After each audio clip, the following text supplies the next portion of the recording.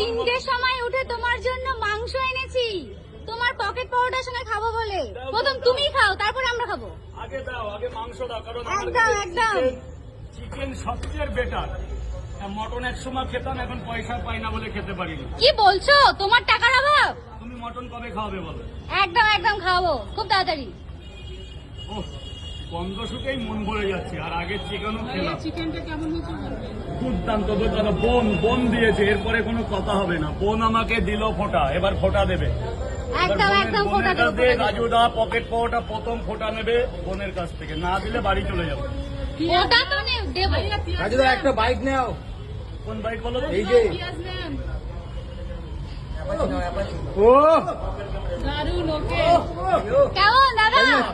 রাজুদা কেমন বলো? দারুণ দারুণ। মনটা ভরে গেল অনেকদিন পরে, মানে একটা ও আমি যেমন চেয়েছিলাম। রাজুদা পুরো দেশি চিকেন। দাদা দেশি চিকেন কিন্তু চিকেন দেশি। আর বোন আমাকে বলেই গেছিল যে ঝাল ঝাল করে চিকেন খাওয়াবে। ঝাল ঝাল হয়েছে। দারুণ। আরো আছে বইয়ের জন্য, অবশ্যই বৌদির জন্য তো আছে। দাদা লেগ পিস আছে তোমার জন্য। দাও। এই তো এর মধ্যে। পিসটা বাড়ি